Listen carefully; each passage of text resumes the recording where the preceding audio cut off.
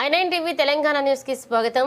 మహేశ్వరం నియోజకవర్గ పరిధిలోని GHMC Badangpet circle Prashanti Hills డివిజన్లో మాజీ ఎమ్మెల్యే మహేశ్వరం నియోజకవర్గం Congress party incharge KLR senior నాయకులు దీపా భాస్కర్ రెడ్డిలతో కలిసి టీపీసీసీ ప్రచార కమిటీ సభ్యులు సామిడి గోపాల్ రెడ్డి శనివారం విస్తృతంగా పర్యటించారు.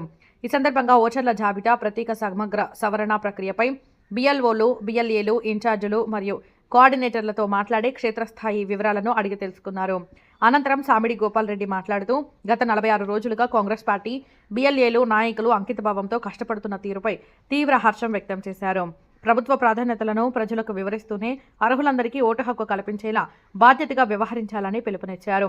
ఈ కార్యక్రమంలో కాంగ్రెస్ పార్టీ సీనియర్ నాయకుడు ఎలిమినేటి అమరేందర్ రెడ్డి, మహేశ్వరం నియోజకవర్గానికి చెందిన పలువురు ముఖ్య నాయకులు, మాజీ ప్రజాప్రతినిధులు, నాయకులు, మహిళా నాయకురాళ్లు, ఎన్ఎస్యుఐ నాయకులు, కార్యకర్తలు పాల్గొన్నారు. మా బిఎల్ఏలు ప్రభుత్వం తరపున ఉన్న బిఎల్ఓలు బ్రహ్మాండంగా పనిచేయటం జరిగింది. ప్రతి ఇల్లు మా పార్టీ తరఫున మా బిఎల్ఏలు తిరిగారు. అదే విధంగా బిఎల్ఓలు కూడా ప్రతి ఇల్లు తిరగటం జరిగింది. సో ప్రతి ఒక్కరిని గుర్తుపట్టే లెవెల్కి వచ్చారు.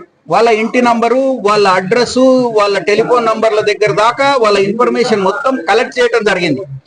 ఇక్కడ బ్యాడ్ ఆర్ గుడ్ ఏమంటే, ఎవరెవరైతే పోయిన ప్రభుత్వం ఉన్నప్పుడు దొంగ ఓట్లు, ఒక్కొక్క ప్లాట్ పేరు మీద 100 ఓట్లు, ఒక్కొక్క ఇంటి పేరు మీద 200-300 ఓట్లు, ఇట్లా దొంగ ఓట్లు ఇష్టం వచ్చినట్టుగా ఎన్రోల్ చేయటం జరిగింది.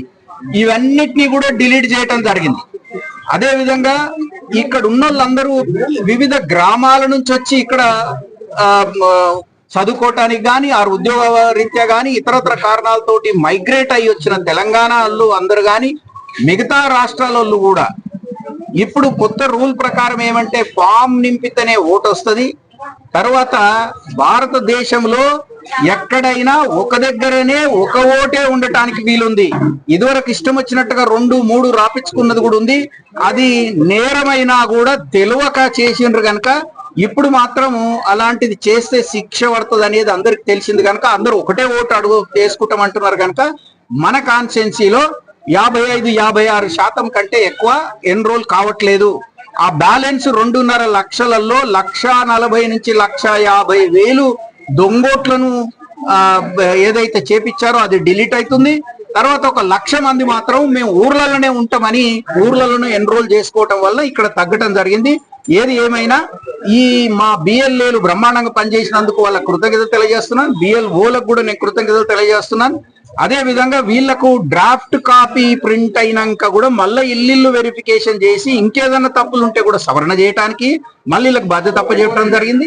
అదే విధంగా ఫైనల్ ఓటర్ లిస్ట్ ప్రింట్ అయిన తర్వాత కూడా ఈ బూత్ ప్రెసిడెంట్లు వీళ్ళు ఇట్లానే ఉంటారు. వీళ్ళు రేపు ఎమ్మెల్సీ ఎలక్షన్లకు గ్రాడ్యుయేట్స్ ను ఎన్రోల్మెంట్ చేయటం కానీ, తర్వాత జిహెచ్ఎంసీ ఎలక్షన్లలో ఓటు వేయించే వరకు కూడా వీళ్ళకే బాధ్యత తప్పజెప్పడం జరిగింది.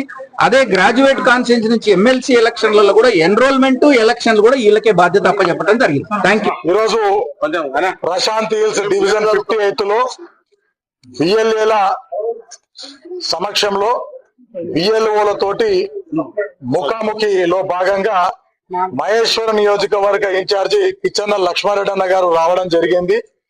ఈ 58th డివిజన్ లో ఎన్ని బూతులు ఉన్నాయి, బూతుకు బిఎల్ఏలు ఏ విధంగా పనిచేస్తా ఉన్నారు, ఈ రోజు 58th డివిజన్ లో ఇప్పటి వరకు మొత్తం ఓట్ల సంఖ్య ఎంత ఉంది, ఎన్యూమరేషన్స్ ఫామ్స్ ఎన్ని ఇచ్చినాము, అందులో రిటర్న్ వచ్చిన ఫామ్స్ ఎన్ని, డెత్ ఎన్ని, షిఫ్టెడ్ ఎన్ని, డబుల్స్ ఎన్ని అన్న తదితర అంశాల పైన కేఎల్ఆర్ గారు వారు నివేదిక కోరారు.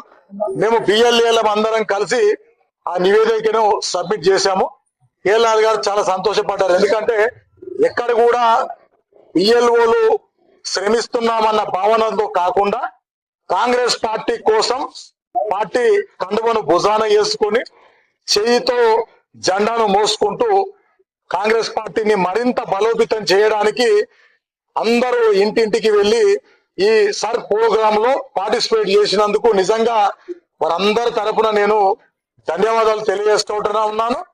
మరొకసారి బిఎల్ఏలకు చేతులు జోడించి దండం పెట్టాల్సినటువంటి అవసరం ఉంది.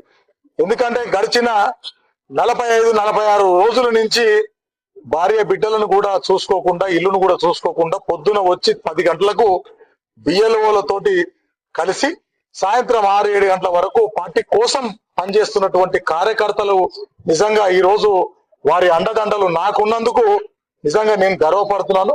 మరొక్కసారి వరకు చేతులు జోడించి కాంగ్రెస్ పార్టీ తరపున వారికి ధన్యవాదాలు తెలియజేస్తా ఉన్నాం.